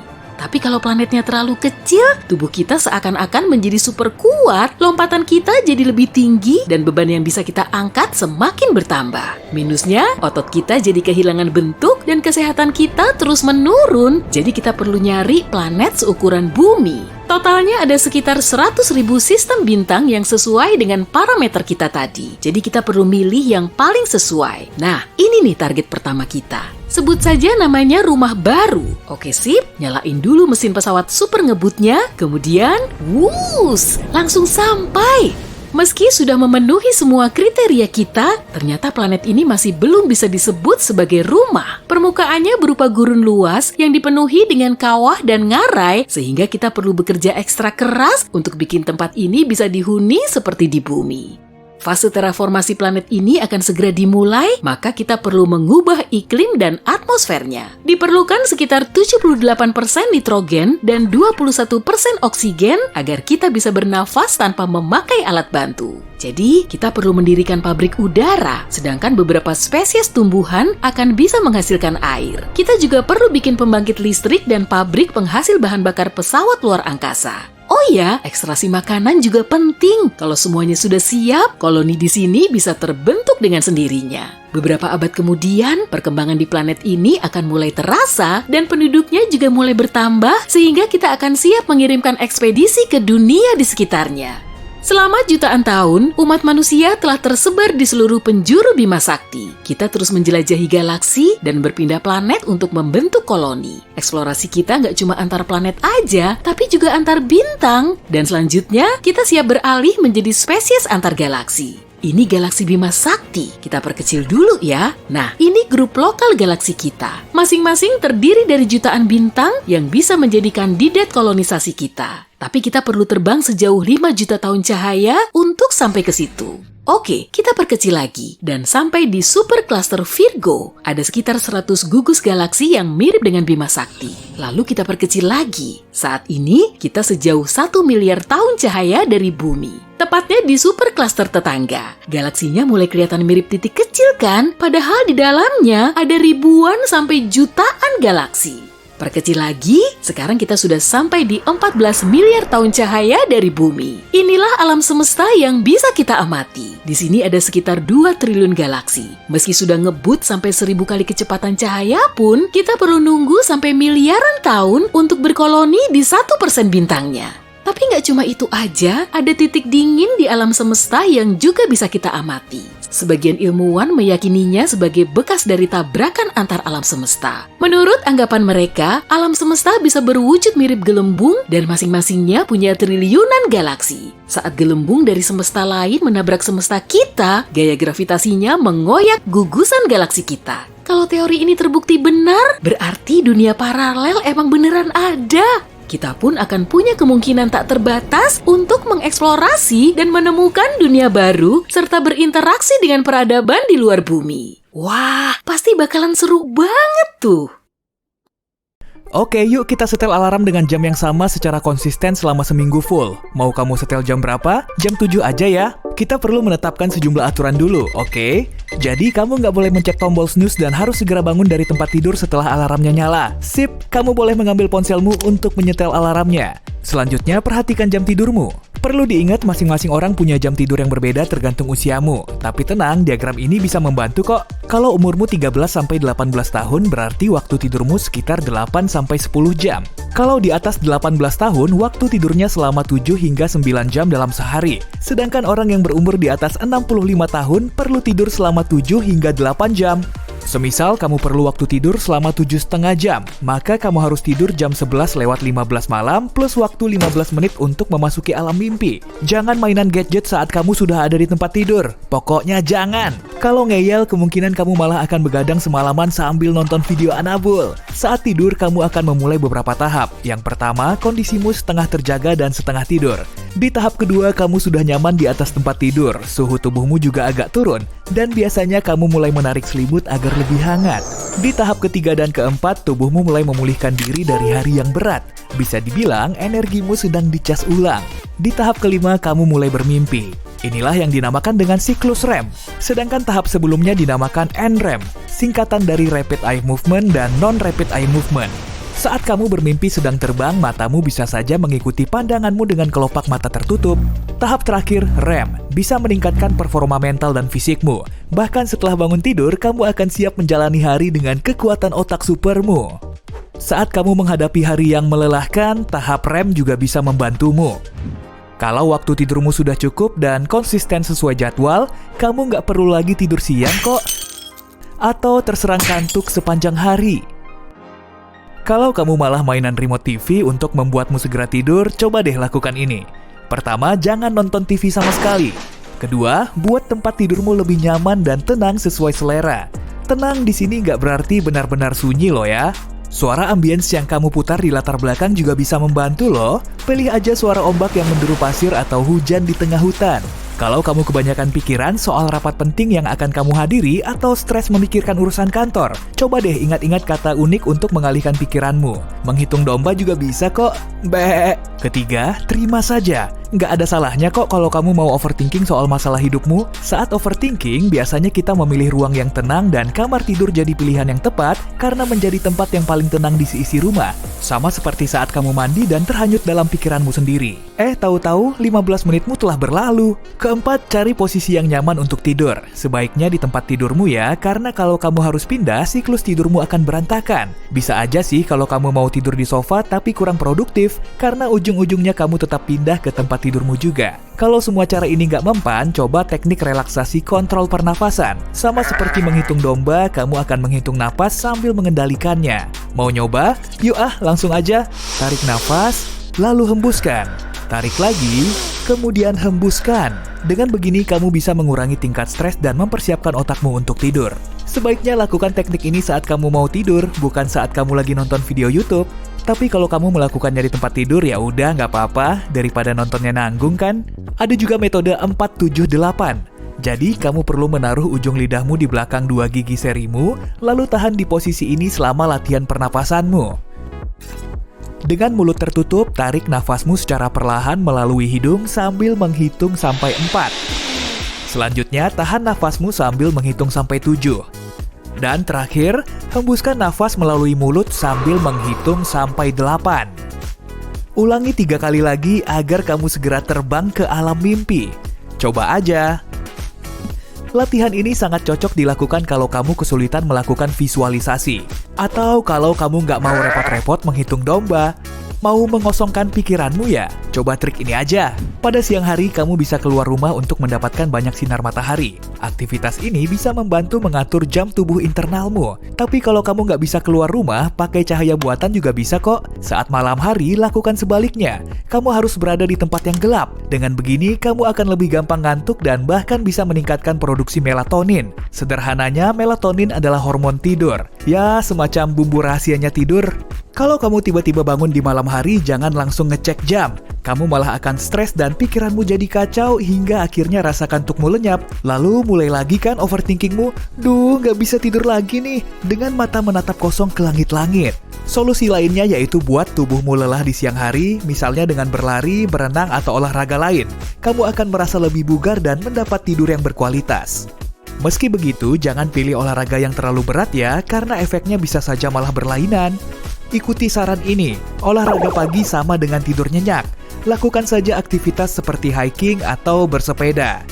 Saat masih di kasur, apa kamu pernah tiba-tiba bangun dari mimpimu karena merasa sedang jatuh? Fenomena ini disebut dengan hypnic jerk. Santuy aja, hampir semua orang pernah mengalaminya kok. Mamalia unik berang-berang laut tidur di air dengan cara telentang di permukaan air. Wah, ini nih yang namanya kasur air. Hewan ini juga bisa tidur di untaian rumput laut. Dan lucunya, berang-berang saling berpegangan tangan agar tidak saling terpisah. Widih, so sweet. Masa hidup kita banyak dihabiskan untuk tidur, yaitu kurang lebih sepertiganya. Tapi kita masih kalah dengan kucing, karena hewan ini menghabiskan 2/3 hidupnya untuk tidur. Yang lebih lama dari ini juga ada kelelawar. 82% siang harinya dipakai untuk tidur. Itu sih kira-kira 19 jam. Wah, dasar si raja rebahan. Selanjutnya ada jerapah, yang cuma perlu waktu sekitar 2 jam untuk tidur siang setiap hari. Sebagian manusia juga bisa tidur selama 5 jam kok, tapi nggak gitu juga. Kalau waktu tidur maksimalmu selama 5 jam, bisa-bisa kamu malah akan mencari tempat empuk untuk tidur siang. Nantinya kamu akan terbiasa ngeyel dengan jam tidurmu. Dan parahnya lagi, performamu akan ngedrop, kreativitas dan fokusmu juga akan terbatas. Kalau sudah begini, aktivitas harianmu akan terpengaruh dan kamu jadi gampang lupa. Kemungkinan besar kamu juga nggak akan ingat dengan menu makan malam terakhirmu.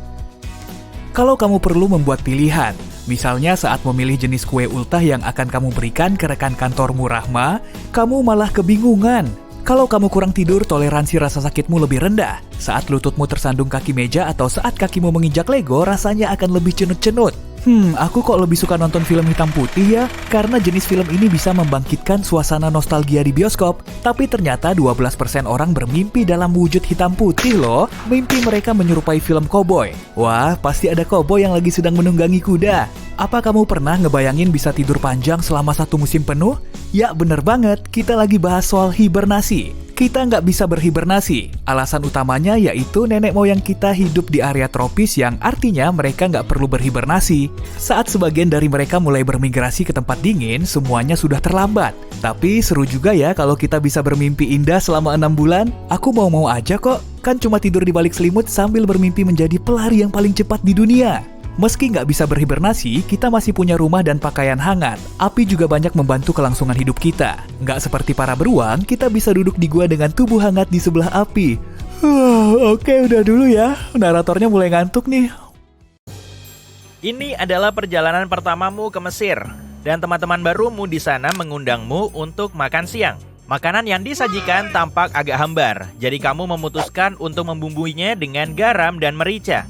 Kamu nggak melihatnya di atas meja, jadi kamu memintanya kepada tuan rumah dan semua orang pun terkejut. Ternyata itu adalah penghinaan besar bagi juru masak ketika seseorang ingin mengubah rasa asli makanan di piring mereka. Juru masak membuatnya seperti itu karena suatu alasan dan ingin membumbuinya berarti menunjukkan hidangan itu nggak cukup enak. Kamu mungkin sudah terbiasa melakukannya di seluruh dunia, tapi jangan memberi tip kepada pelayan, supir taksi, atau pekerja hotel di Jepang. Mereka bisa tersinggung karena mereka sudah dibayar untuk memberikan pelayanan yang baik kepadamu, dan nggak perlu uang tambahan untuk membuatnya lebih baik. Kalau kamu benar-benar ingin menunjukkan penghargaan, ucapkan saja terima kasih.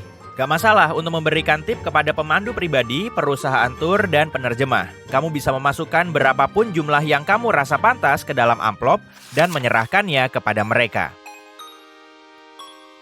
Kalau ingin membuat teman atau kolega barumu di Jepang terkesan, luangkan waktu untuk mempelajari etiket menggunakan sumpit. Ketika kamu menguasai seni ini, ingatlah untuk nggak menggosok-gosokkan sumpit. Banyak orang melakukannya untuk menghilangkan serpihan, sehingga kamu mungkin terlihat nggak puas dengan kualitas sumpit yang diberikan oleh tuan rumah. Jangan menaruh sumpit secara vertikal di dalam mangkuk nasi. Kalau begini, sumpitmu bisa dianggap sebagai persembahan untuk orang yang sudah meninggal. Jangan melambaikan sumpit di udara atau menggunakannya untuk menunjuk sesuatu. Keduanya dianggap nggak sopan. Begitu juga saat kamu memindahkan sesuatu dengan sumpit atau tangan yang memegangnya. Hal ini terlihat nggak sopan. Ditambah lagi kamu mungkin akan menumpahkan sesuatu. Saat berada di Italia, jangan memesan secangkir cappuccino setelah tengah hari. Penduduk setempat nggak melakukannya karena mereka percaya susu dan busanya akan mengubah minuman ini menjadi makanan, dan itu nggak baik untuk pencernaan. Selain itu, bersiaplah untuk menikmati kopi sambil berdiri di bar dan membayarnya bahkan sebelum kamu memesannya. Pertama, bayar di kasir, lalu tunjukkan struk pembayaran kepada pelayan untuk mendapatkan minuman. Apakah kamu penggemar berat permen karet?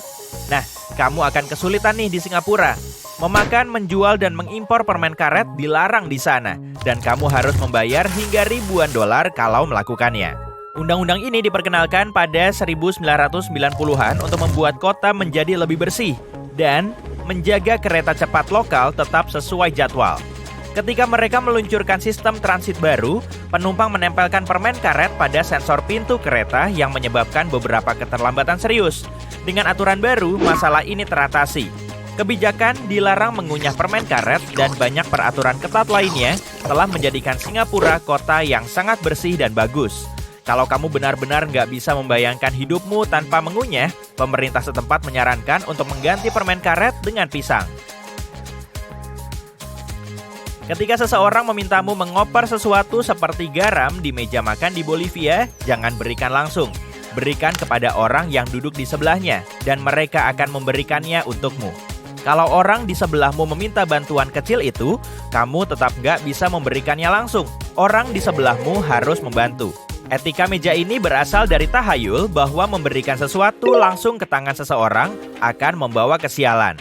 Untuk alasan yang sama, kamu nggak boleh menjangkau seberang meja atau berdiri untuk memberikan sesuatu atau mengopernya kepada seseorang. Dan jangan lupa untuk tetap meletakkan kedua tangan di atas meja saat nggak sedang makan. Kamu akan terlihat seperti sedang menyembunyikan sesuatu kalau tanganmu nggak terlihat setiap saat. Saat kamu tiba untuk makan di Yordania, tuan rumah mungkin akan memberimu kopi pahit khas Arab sebagai sambutan hangat. Jangan meminumnya berlama-lama. Hal yang sopan untuk dilakukan adalah menghabiskannya dengan cepat. Hanya setelah semua orang selesai minum, barulah mereka kembali bersosialisasi. Saat kamu memberikan cangkir kosong kepada tuan rumah, pastikan untuk menggoyangkan pergelangan tangan. Kalau hanya memberikan tanpa menggoyangkannya, itu berarti kamu minta ditambah. Jangan terburu-buru untuk tiba tepat waktu di Venezuela. Orang mungkin akan berpikir kamu nggak sopan atau serakah. Hal yang sopan untuk dilakukan adalah datang terlambat, 10-15 menit. Acara yang dijadwalkan pada pukul 7 seringkali baru dimulai pada pukul 8 atau lebih. Sebuah cerita populer bilang pada 1980-an, seorang wartawan asing terlambat lebih dari 1 jam di sebuah acara pers. Ketika melihat ruangan sebagian besar kosong, dia pergi untuk meminta maaf kepada tuan rumah karena melewatkan acara tersebut. Tuan rumah kemudian bilang dia adalah wartawan pertama yang datang. Hal ini cukup menarik karena jam di negara ini secara resmi lebih cepat 0,9 detik dari seluruh dunia selama bertahun-tahun. Apakah kamu berencana untuk bepergian dengan bus di Irlandia dalam waktu dekat? Jangan lupa untuk berterima kasih kepada pengemudi saat keluar dari bus ya. Kamu akan mendengar sebagian besar penduduk setempat melakukannya dengan lantang karena pada dasarnya hal ini bukan pilihan. Pilihlah hadiah dengan bijak kalau kamu diundang ke rumah orang Vietnam. Boleh saja membawa buah, permen, atau dupa. Sapu tangan dipercaya sebagai simbol perpisahan yang menyedihkan, dan alat pemotong adalah tanda pemutusan hubungan. Jadi jangan bawa itu ya. Bungkus kado dengan kertas warna-warni dan jangan memilih warna hitam. Penduduk setempat percaya warna ini merupakan pertanda buruk. Saat memberikan hadiah, peganglah dengan kedua tangan. Dan jangan kaget kalau tuan rumah nggak akan langsung membukanya. Itu dilakukan setelah si pemberi pergi. Di India, jangan tinggalkan apapun di piring. Ini merupakan tanda nggak menghormati makanan yang disajikan. Makanan dianggap sakral di negara ini, sehingga hal ini akan membuat tuan rumah sangat marah. Jadi, cucilah dan keringkan tangan sebelum mulai makan. Jangan lupa untuk memuji juru masak dan tunggu sampai orang tertua berdiri sebelum kamu meninggalkan meja. Di India Selatan, menyajikan makanan di atas daun pisang adalah hal yang umum. Kamu harus melipatnya dari atas ketika selesai makan. Melipatnya dari bawah berarti kamu nggak puas dengan apa yang kamu dapatkan. Ini mungkin bisa menjadi pembuka percakapan yang baik di tempat lain, tapi di Denmark jangan menyombongkan pencapaianmu. Penduduk setempat percaya semua orang setara, jadi kamu nggak akan mendengar mereka berbicara tentang karir mereka yang sukses, atau bakat, atau betapa istimewanya mereka. Dan mereka mengharapkan hal yang sama darimu. Kalau kamu mencari topik yang bagus, mereka akan dengan senang hati berbicara denganmu tentang kehebatan negara mereka. Orang Denmark sangat bangga akan hal itu dan semua keajaibannya. Kalau kamu akan melakukan perjalanan ke Jerman dan berencana untuk berkendara menggunakan autobahn yang terkenal, pastikan untuk mengisi bahan bakar sebelum berangkat. Berhenti, parkir, putar balik, dan mundur di jalan raya yang sangat cepat ini adalah tindakan ilegal. Ya, bahkan kalau kamu harus berhenti karena kehabisan bensin, kamu harus membayar denda karena kamu seharusnya merencanakan perjalanan dengan lebih baik. Dan meskipun autobahn secara teknis gak punya batas kecepatan, berhati-hatilah kalau melewati daerah perkotaan seperti Frankfurt, Berlin, dan Munich, atau proyek pembangunan dan lalu lintas padat. Akan ada petunjuk kecepatan khusus untuk Kamu sedang terbang di atas Samudra Pasifik ketika tiba-tiba badai menghantam pesawat, bikin pesawatmu berguncang. Pesawat pun mulai turun dan kamu kehilangan kendali. Kamu langsung memakai parasut, melontarkan diri dari pesawat dan mendarat di sebuah pulau. Untungnya cuma ada kamu di pesawat yang sedang mengangkut barang ke luar negeri itu. Dan untungnya lagi, badai nggak merusak parasutmu. Kamu melepaskan tali pengikat dan menuju ke tempat berlindung terdekat di bawah pohon palem. Kamu pun menunggu badai berakhir. Keesokan harinya, matahari bersinar dan ombak tampak indah dan bersahabat. Kamu bangun dan melihat sekeliling, gak ada apa-apa selain hamparan air yang luas mengelilingimu dari segala arah. Tidak ada perahu, manusia, atau makhluk hidup lain di sekitarmu. Kamu menjelajahi pulau, mencoba menemukan apapun, kamu bahkan tidak tahu apa yang kamu cari. Di salah satu sisi pulau kecil itu, kamu melihat besi-besi tua dan sisa-sisa pesawat terdampar di pantai. Kamu bergegas ke sana dan ingin tahu apakah ada sesuatu yang berguna. Sayang sekali semuanya hancur, namun ada satu kotak tertutup yang berhasil selamat. Kamu membukanya dan melihat puluhan gulungan lakban bertumpuk-tumpuk. Setelah menelusuri pulau, kamu kembali ke kemah sambil menyeret kotak lakban tadi. Kamu berusaha mencari tahu apa yang harus dilakukan. Tak lama kemudian, kamu mendapatkan titik terang. Ada beberapa tempat di pulau itu yang sulit diakses, dan karena sepatumu rusak, kamu pun membuat sandal. Untuk melakukannya, kamu mengambil beberapa ranting dan mencoba menggunakan lakban untuk membuat sepasang sandal baru. Tapi setelah beberapa kali gagal, kamu hampir menyerah. Tapi kemudian, kamu menempelkan lakban pada potongan-potongan kulit pohon yang kira-kira seukuran kakimu. Inilah yang akan jadi sol sepatu barumu. Lakbannya halus dan tidak akan melukai kakimu. Setelah menambahkan beberapa cabang, kamu melilitkan lakban di sekitar kakimu dan voila! Kamu punya sandal lakban baru. Sekarang kamu bisa menjelajahi bagian berbatu di pulau ini tanpa melukai kakimu. Selagi berjalan di sepanjang pulau, kamu mulai merasakan hawa panas. Kamu melilitkan baju di kepala, namun itu tidak cukup untuk melindungimu. Kamu memakai lakban untuk membuat topi dengan bantuan dedaunan, kemudian kamu memakainya di kepala. Sekarang kamu aman. Setelah beberapa saat, kamu membawa kembali beberapa barang yang kamu temukan di sekitar pulau. Saat itulah kamu mulai merasa perutmu keroncongan. Di dekat karang berbatu, kamu melihat beberapa kepiting dan ikan yang besar dan lezat, tapi kamu gak bisa menangkapnya dengan tangan kosong. Kamu mengambil ranting panjang, beberapa helai daun pohon palem, dan mengikat semuanya menjadi satu untuk membuat jaring. Kemudian kamu memakai lakban untuk memperkuatnya dan pergi ke karang. Kamu mengenakan sandal dan topi darurat tadi untuk melindungi kepalamu dan membawa jaring untuk menangkap ikan. Sejauh ini kamu baru pakai 2 gulungan lakban. Setelah beberapa saat, kamu berhasil menangkap beberapa ikan dan kepiting, lantas membawanya kembali ke kemah.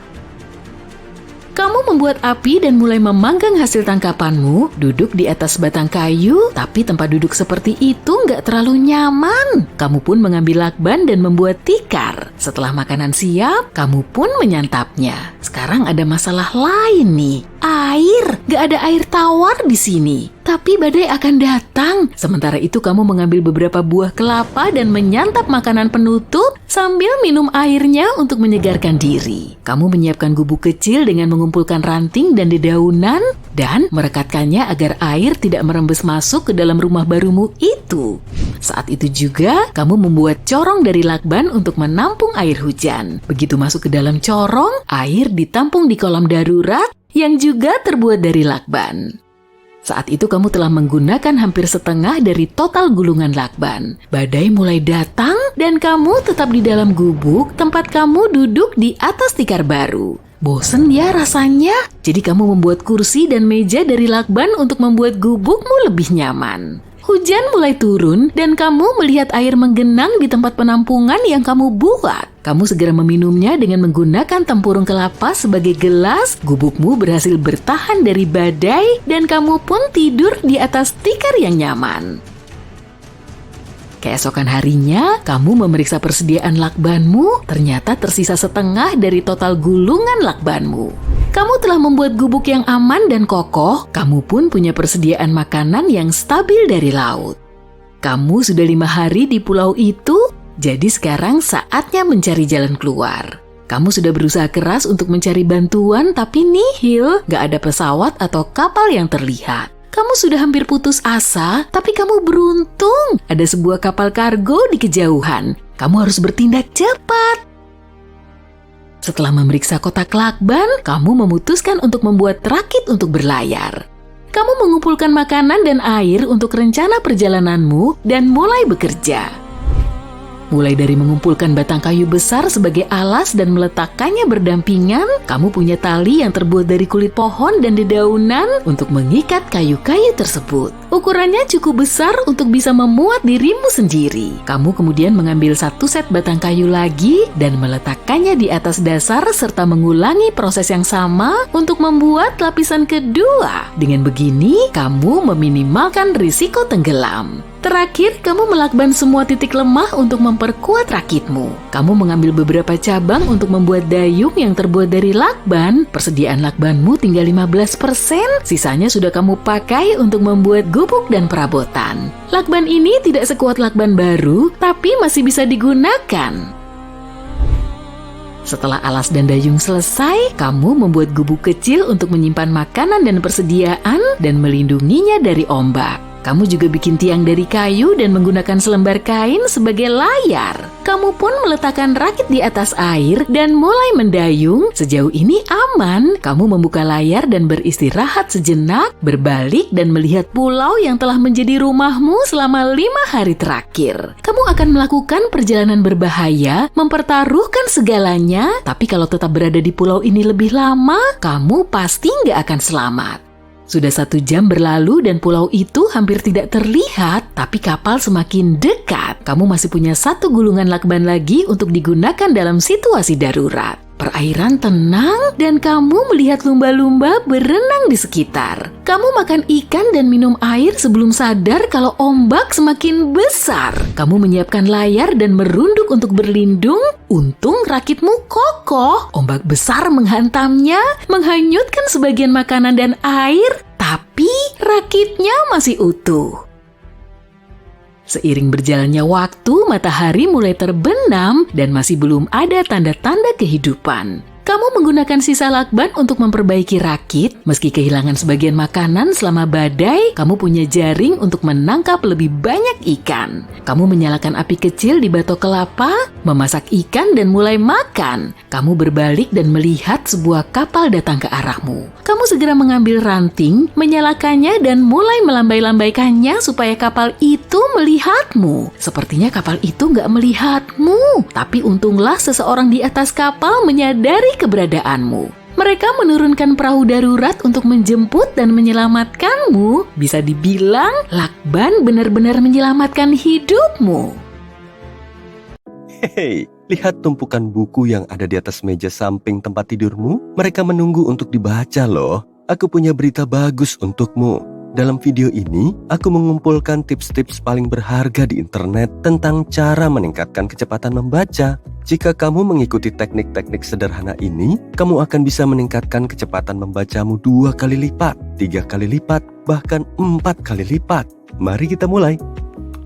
Pertama, mari kita tentukan tingkat KPM-mu, kata per menit. Jika kamu berada di level 1, artinya kamu bisa membaca hingga 150 kata per menit. Lihat apakah kamu dapat dengan mudah membacanya. 150 kpm sama dengan 1 kata setiap 0,7 detik, yang artinya sangat lambat.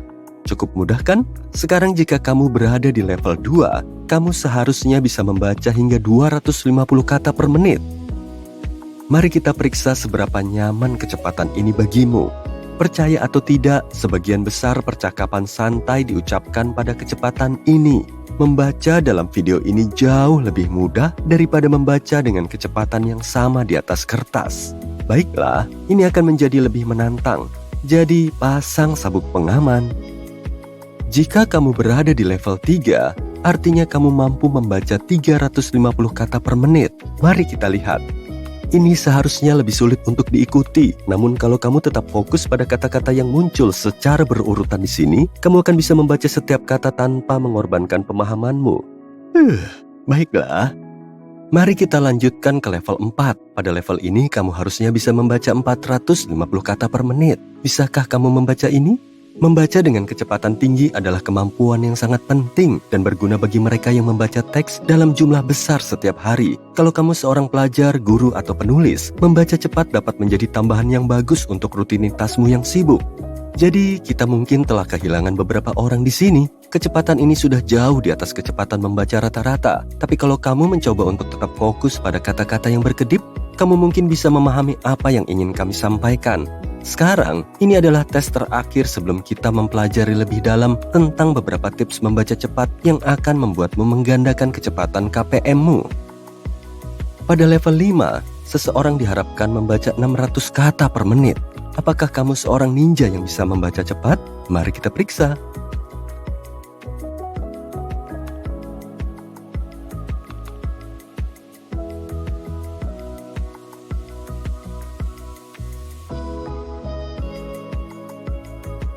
Saat membaca dengan kecepatan tinggi, kamu perlu menyimpulkan sebagian besar kata. Bahkan pembaca tercepat di dunia pun gak akan bisa mencapai pemahaman 100% setiap saat. Jika kamu bisa memindai kata-kata dalam sebuah kalimat, otakmu seharusnya bisa memahami kalimat tersebut, sehingga kamu bisa memahami pesan umum dari apa yang tertulis. Sebagian besar dari kalian mungkin menggunakan inferensi untuk melewati level ini.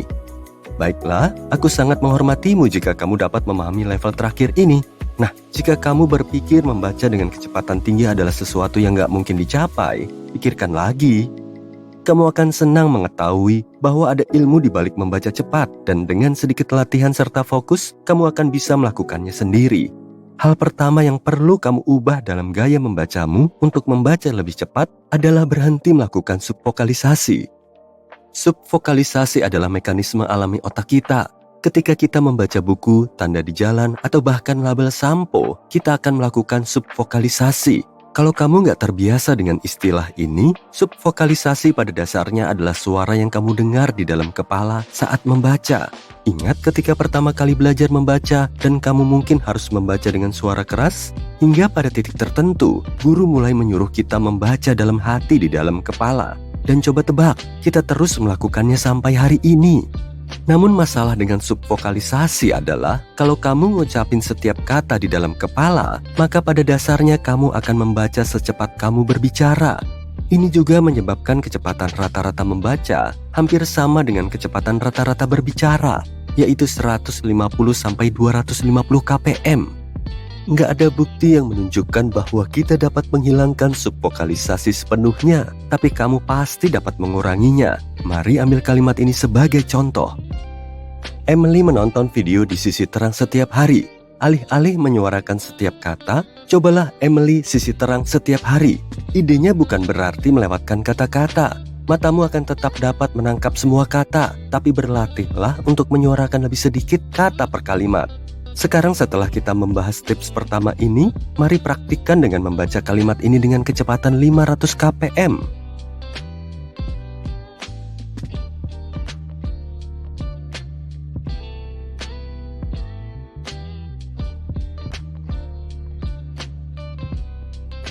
Kalau kamu membaca ini dengan kecepatan 500 kpm, maka kamu mungkin gak menyuarakan semua kata yang ada di kepalamu kan? Bagus, pertahankan kerja kerasmu dan kamu akan membaca lebih cepat dan lebih cepat lagi setiap detiknya. Jangan khawatir kalau gak bisa membaca semua kata dalam tes terakhir. Ingat, ini bukan tentang kata-kata, ini tentang ide-ide. Sekarang, hal kedua yang perlu kamu coba adalah mendisiplinkan mata. Mata manusia secara alami tertarik pada gerakan. Jadi kalau kamu menggunakan pena, spidol, atau bahkan jari saat membaca, hal ini akan membantumu membaca lebih cepat. Seringkali ketika membaca sebuah kalimat, mata kita akan bolak-balik, membaca kalimat tersebut beberapa kali, alih-alih mengikuti gerakan teratur ke depan menuju akhir halaman. Biasanya mata kita melakukan dengan sangat cepat, sehingga kita bahkan gak sadar melakukannya. Fenomena ini disebut regresi visual, dan cara terbaik untuk menghindarinya adalah dengan menggunakan sesuatu untuk menuntun gerakan mata. Kamu bisa mencobanya sekarang juga kalau mau. Ambil sebuah buku dan sebuah pensil, lalu gerakan pensil tersebut ke seluruh halaman. Tips, jangan menggambar di atas buku. Gunakan ujung penghapus pensil. Hehehe, jangan lupa beritahu kami jika cara ini berhasil untukmu. Beralih ke tips ketiga, kamu harus belajar cara menggunakan penglihatan tepi. Contohnya, fokus pada objek di bagian tengah layar. Sewaktu masih melihatnya, bisakah kamu juga melihat benda-benda lain yang muncul di sebelah kiri dan kanan tempat kamu mengarahkan fokus? Nah, kamu mungkin bisa melihat objek-objek ini karena penglihatan tepi. Biasanya, Saat kita membaca, kita hanya fokus pada satu kata pada satu waktu loh. Kita sepertinya lupa untuk memanfaatkan fakta bahwa mata kita dapat dengan mudah melihat sekelilingnya. Latihan sederhana yang bisa membantumu menggunakan penglihatan tepi adalah dengan mulai membaca kalimat-kalimat dalam buku dari bagian tengah, alih-alih memulainya dari pojok kiri. Jadi, fokuslah untuk membaca seluruh halaman dengan memulainya dari bagian tengah. Dengan cara ini, kamu akan menstimulasi mata untuk menyerap kata-kata yang terletak di bagian kanan dan kiri bagian tengah. Mari kita coba cara ini dengan kecepatan biasa hingga cepat. Pertahankan fokusmu pada bagian tengah layar dan biarkan penglihatan tepi menangkap kata-kata di bagian samping. Kamu hebat, mungkin dengan cara ini kamu akan dapat membaca sedikit lebih cepat. Meskipun ini adalah sesuatu yang baru, penglihatan tepi adalah sesuatu yang telah kita rangsang sepanjang hidup kita. Kamu hanya perlu belajar menstimulasinya untuk tujuan membaca. Hey, kerja bagus! Mungkin kamu sudah lebih baik dalam membaca cepat sekarang. Berikut adalah beberapa tips terakhir sebelum kita mengakhiri ini. Kapanpun kamu bisa, cobalah memaksa diri untuk membaca lebih cepat. Bahkan jika pada awalnya informasi yang keluar acak. Hal ini akan membiasakan otak untuk membaca dengan kecepatan yang lebih cepat. Dengan cara ini, kamu akan meregangkan zona nyaman kecepatan membacamu. Misalnya, kalau kamu terbiasa membaca 300 kata per menit, cobalah membaca dengan kecepatan 600 kata per menit. Hal ini akan sedikit mengganggu otakmu. Tapi pada saat kamu kembali membaca dengan kecepatan 300 kpm, kecepatan